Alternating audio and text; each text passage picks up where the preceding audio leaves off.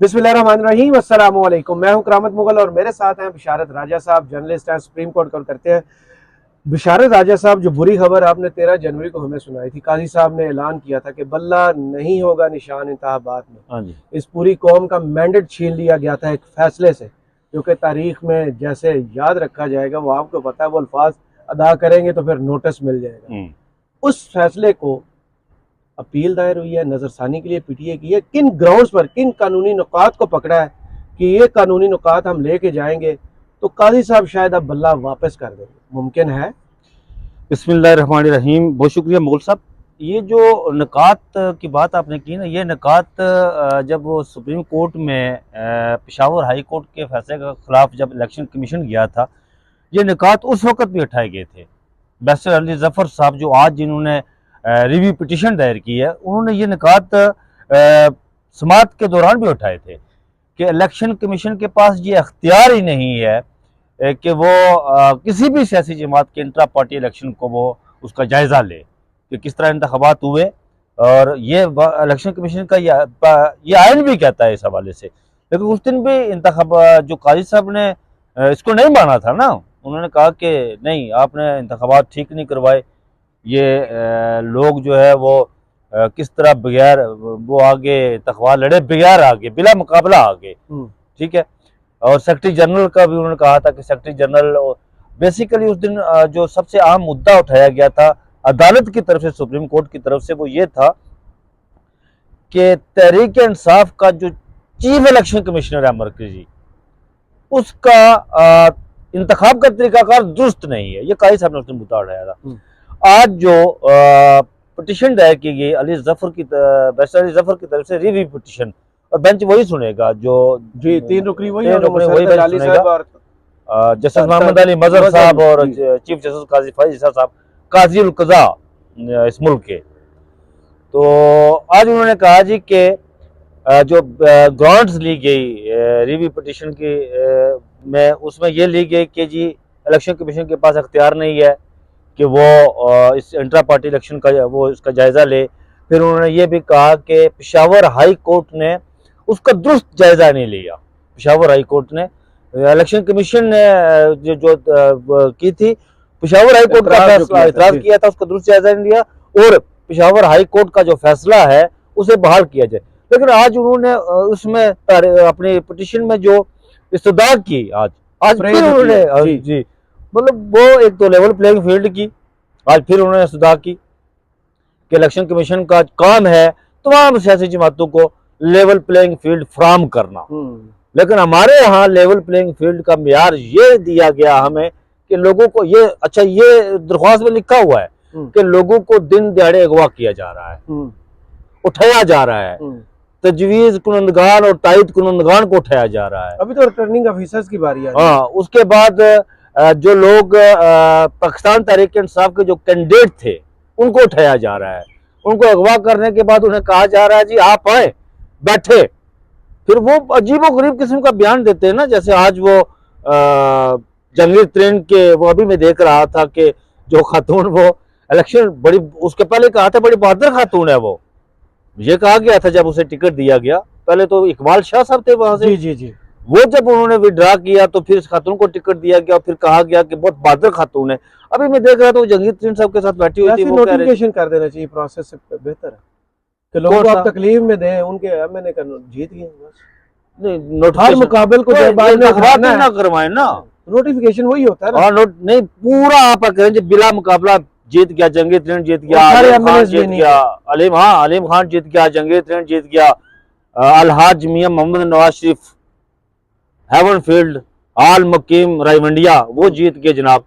ये नोटिफिकेशन कर देना। ये कौम का पैसा क्यों खर्च कर रहे हैं? पैसा नहीं, लोगों की इज्जत बमाल करना। अब ये जो पिटीशन दायर हुई है आज, ये लगे कि इंतखाबात परसों हो रहे हैं ना, 8 फरवरी को। इस वक्त जब हम ये वीडियो रिकॉर्ड कर रहे हैं तो परसों इंतखाबात हो रहे हैं।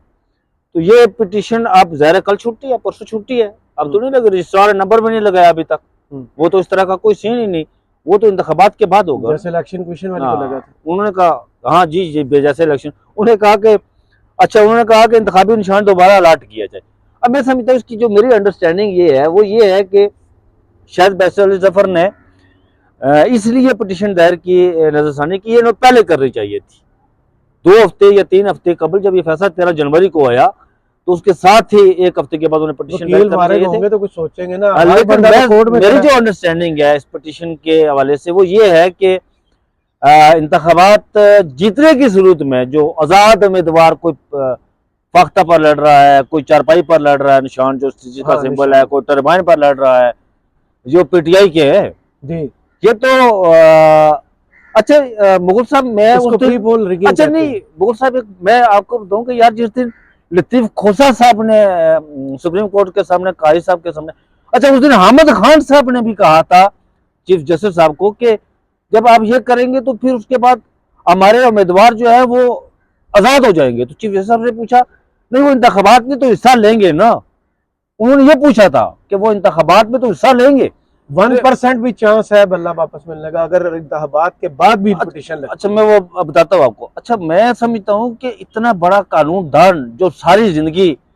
85 से लेकर मैं आपको रोक रहा हूं काजी साहब पे बात करने से, आप कह रहे हैं बाद में बात करते। नहीं वही कह रहा हूँ 85 से लेकर जो उन्होंने कहा था कि मैं वकालत कर रहा हूं। मेरे दोस्त आपको भी कोई नोटिस नहीं कोई बात नहीं, नोटिस मिलते रहते हैं यार, वो ऐसी कोई बात नहीं है।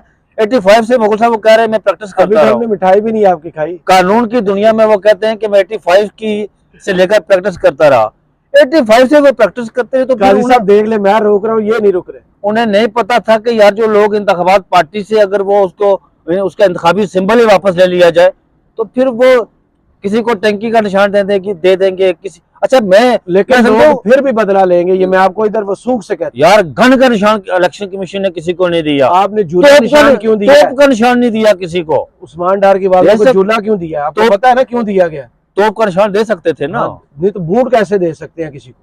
बूट का निशान इसलिए दिया गया, बोतल का निशान दिया गया, वो तो जहर कृषि को भी दिया गया बूट का निशान। क्यों? वो इसलिए कि शायद किसी की जो जूती या ना जो हमालिया के पर खड़ा है उसकी तस्कीन के लिए। ऐसे लोगों को मैं समझता हूँ कि जो शायद उसे क्या कहते हैं इंग्लिश में क्या कहते हैं, साइको जी। अच्छा उसकी तस्कीन के लिए शायद कि उन्हें ये काफी निशान दिया गया। बहरहाल चले शायद इस तरह उसकी किसी की तस्कीन मिलती है तो मेरा कोई लेना देना मुकम्मल। अच्छा मैं जो मैं बात बता रहा था आपको कि मैं समझता हूँ मेरी अंडरस्टैंडिंग ये है कि बैरिस्टर अली जफर ने पिटीशन इसलिए दायर की कि शायद कोई 1% चांस हो कि उन्हें इंतखाबी निशान अगर बेंच वही है ना, बेंच वही है, अगर वापस मिल जाए जैसे इंतखाबात जीतने वाले लोग जो है ना पीटीआई के वो उस छतरी तले उस अम्ब्रेला के वो नीचे आ जाए पार्टी। क्योंकि आपका आइन ये कहता है जो 18वीं अमेंडमेंट हुई थी उसके बाद और इलेक्शन एक्ट के बाद कि इंतखाबात जीतने वाले जो आजाद उम्मीदवार है विद इन 3 डेज उन्हें किसी पार्टी के साथ जाना पड़ता है। कॉन्स्टिट्यूशन में ठीक है, कॉन्स्टिट्यूशन में है। उस वजह से शायद उन्होंने ये पिटीशन दायर की है। लेकिन लगे कि पता नहीं 8 को वो इंतखाबात जीत के आजाद उम्मीदवार फर्ज किया मुगल साहब भारी अक्सरियत से आजाद उम्मीदवार इंतखाबात जीत जाते हैं, जीत जाते हैं ना। पिटीशन 8 को इंतखाबात होते हैं, 9, 10, 11 3 दिनों में उन्होंने पार्टी को जो है ना ज्वाइन करना है। 12 को पिटीशन लगेगी तो फिर क्या फायदा होगा? फिर तो कोई फायदा नहीं होगा ना। तो ये इस तरह की आज डेवलपमेंट हुई है। दूसरा आज वो बिलावल साहब वो जो मैं समझता हूँ कि जो बिलावल जो वो एतराज करने वाले ने भी अजीब और गरीब किस्म का एतराज किया कि वो पीपल्स पार्टी के चेयरमैन हैं और उनका इंतखाबी निशान तलवार है और वो तीर के इंतखाब से इंतखाबी निशान से लड़ रहे हैं। एतराज बनता नहीं है। वो कहेंगे कि हमने इताद किया हुआ, एलाज किया हुआ है। पीपल्स पार्टी पार्लियामेंटेरियन ने ऐलान किया हुआ है। बेसिक सा असूल है जो टिकट उनको जारी किया गया जो उन्होंने इलेक्शन कमीशन में जमा कराया, अगर उस पर वो इलेक्शन लड़ रहे हैं तो उसमें गलत क्या? हाँ ऐसा ही है, लेकिन वो मेरे ख्याल में उसका कुछ भी नहीं होगा, वेस्टेज ऑफ टाइम ही है बस। लेकिन जो एक और जो मतलब बड़ी तेजी से मैं आज अखबारात में मैंने एक चीज देखी है। सुबह सुबह जब उठा तो अखबार मैंने देखा तो उसमें लिखा हुआ था वजीर आजम नवाज शरीफ। यार मैं तो यार मैंने इस पर अलग से वीडियो प्लान की हुई थी, आपने पूरा एक्सपोर्ट कर दिया। वो तो मैंने हमने तारीख में पहली मरतबा देखा है कि किसी बंदे की तस्कीन के लिए कि मियां साहब तुसी ही वजीर आजम हो। साड़ी गल तो हो गई है ना। इश्तिहार ही छाप दो कि अच्छा मुगल साहब जो मैं और सहाफत की मौत देखेंगे, इश्तिहार छापेंगे। अच्छा मैं आपको बताता हूँ, इस पर भी मैं बात करता हूँ आपसे कि आज से 6 साल कबल साबिक वज़ीर आज़म आज़ाद कश्मीर राजा फारूक हैदर खान ने एक दफा मुझे कहा था, मैं बैठा हुआ था कश्मीर हाउस में उनसे गपशप कर रहा था, तो उन्होंने मुझे कहा कि हमारी, अच्छा वो अगर उनका एक प्रॉब्लम है कि अगर आप उनसे सच्ची बातें करें ना तो वो जल्द गुस्से में आ जाते हैं, उनका ये प्रॉब्लम है। पिछले दिनों मेरी उनके साथ बैठक हुई, अगर वो मैं यहाँ पर बयान कर दूं तो फिर पता नहीं क्या होगा। उनकी एक वीडियो लीक हुई थी, बहरहाल उन्होंने मुझे कहा, जानते हो उन्होंने एक बात मुझे उस वक्त कही थी और मैं समझता हूँ कि आज वो बात बिल्कुल, आज मैं उसका मतलब समझाऊं। उन्होंने मुझे कहा था कि हमारी सियासत और साफत उस तवाइफ की मानंद है, ये लफ्ज थे उनके, उस तवाइफ की मानंद है जो ताकतवर के इशारे पर नाचती है। जब वो निढाल होकर गिरती है तो ताकतवर का हुक्म सादर होता है, उठ नाच, बांध घुंघरू, फिर आप बांध घुंघरू, फिर वो नाचना शुरू करती है। और घुंघरू, अगर उसके घुंघरू टूट भी जाए तो फिर भी वो नाचती रहती है। आज जब ये सुबह देखा तो मुझे उसका मतलब समझ आया कि यार ये, और मियां साहब ने खुश कर देता गया।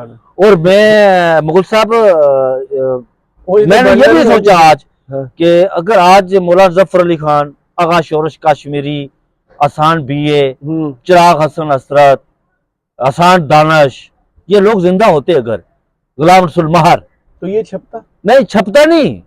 वो ये देखकर कहते कि या बारी ताला हमें बुला ले अपने पास, चले गए, वो ये कहते, वो इससे पहले ही चले गए क्योंकि ये होना था, ये साफत रायविंड वालों ने, ये तवाफियत है। हाँ, रायविंड वालों ने अपने ही, मैं माजरत के साथ, मैं भी पत्रकार हूं, मैं भी साफी हूं, लेकिन मेरा बिलीव इस बात पर है मुगल साहब कि मुझ पर अख्तियार सिर्फ और सिर्फ मेरे अल्लाह का है। मैं किसी का ज़रे खरीद गुलाम नहीं हूं, ना दौलत का पुजारी हूं कि मैं हर वो काम करूं कि अगर मुझे यहाँ, ये इस वक्त सह पैर का वक्त है, अगर मुझे ताकतवर कह के आपको हो जाकर के रात के 12 बजे, तो मैं हरगिज ये नहीं कहूंगा कि रात के 12 बजे, मैं कहूंगा कि तुम जाओ लाहौर, यहाँ पर इस्लामाबाद में भी है अस्पताल जहाँ इलाज होता है, जाओ वहां जाकर इलाज करवाओ, मैं ठीक हूँ जनाब। बिल्कुल ऐसे ही सर्विसेज हॉस्पिटल के साथ वाला हॉस्पिटल, हाँ वो इसी की मैं बात कर रहा हूँ। जी। तो ये चलता है, लेकिन ये मुगल साहब, ये जो चीज चल रही है ना, ये जो रीत चल रही है ना, इससे माशरा फलता फूलता नहीं है। बिल्कुल सही, इससे माशरे तबाह होते हैं। शायद आप दुनिया की हिस्ट्री उठाकर देखें, उन ममालिक की जो कामयाब तरीन ममालिक है, जो तरक्की याफ्ता एडवांस ममालिक है, उन माशरों में इस तरह का गंद नहीं हुआ यार, इस तरह की चीजें नहीं होती वहां पे। ये दुनिया में कहीं भी नहीं होता जो यहाँ, जो पाकिस्तान में अजीब और गरीब किस्म का जब तक। अच्छा एक और बात जो मेरे मुगल साहब, आपका वीडियो शायद के लिए लंबा हो जाएगा, लेकिन ये आखिरी बात करूंगा मैं जी।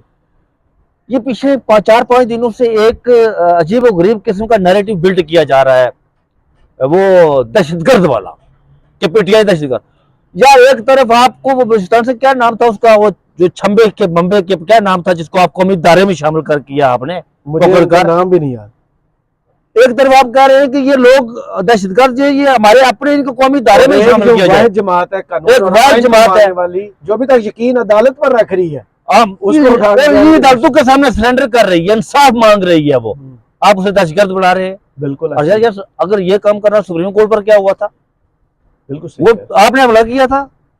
ओ भाई मुझे माफी दे दे। आपने तो नहीं किया था ना, मैंने किया था हमला, वो मोहतरम ना विर्क साहब ने किया था, ना हुसैन साहब ने किया था, किसी ने नहीं किया था।